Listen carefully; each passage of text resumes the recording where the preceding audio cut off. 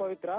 கடந்த ஒரு மாத காலமாக வெயிலின் தாக்கம் சற்று அதிகமாகவே இருந்து வந்த நிலையில் இன்று காலை முதலே மேகமூட்டமாக காணப்பட்டது. குறிப்பாக திருவள்ளூர் மாவட்டத்தில் இந்த கடலோர ஒட்டியுள்ள பகுதிகளான கும்மிடிப்பூண்டி, பொன்னேரி, ஊத்துக்கோட்டை உள்ளிட்ட பகுதிகளில் காலை முதலே கருமேகங்கள் சூழ்ந்து கொண்டு மேகமூட்டமாக இருந்த நிலையில் சுமார் 2 மணி நேரம் கனமழையானது வெளுத்து வாங்கிய நிலையில் குளிர்ச்சியான சூழல் ஏற்பட்டது.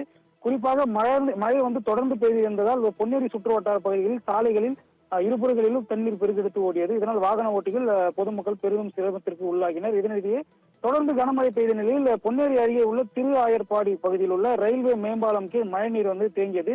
இந்த வழியாக அரசு பேருந்து ஒன்று வந்து கொண்டிருந்த போது பாலத்தில் இருந்த நீரில் தெரியாமல் நின்றது. இதனால் பேருந்து பழுதாகி அங்கிருந்து செல்ல முடியாமல் ஒரே இடத்தில் நின்றதால் அதாவது பேருந்தில் இருந்த பெண்கள் மற்றும் பொதுமக்கள் அலறி அடித்தபடி நீரில் இறங்கி ஓடி வரும் காட்சியானது வெளியாகி பரபரப்பை ஏற்படுத்தியுள்ளது. குறிப்பாக அந்த பகுதியில் இருந்து நீர் வெளியேற முடியாமல் அதே இடத்தில் நீர் நிரம்பி நின்றதால் அந்த பேருந்து செல்ல முடியாமல் 1 மணி நேரமாக பேருந்து அங்கு நின்றிருந்தது. இதனால் அந்த பகுதியை செல்லக்கூடிய வாகன ஓட்டிகளும் கடும் சிரமத்திற்கு ஆளாகினர்.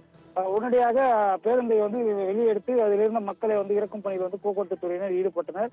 குறிப்பாக 2 மணி நேரம் பலத்த மழை பெய்ததால் கும்மிடிப்பூண்டி, பொன்னேரி, ஊத்துக்கோட்டை சுற்று வட்டார பகுதியில் குளிர்ச்சியான சூழல் நிலவி பொதுமக்கள் மற்றும் விவசாயிகள் பெரும் மகிழ்ச்சி அடைந்துள்ளனர். பவித்ரா.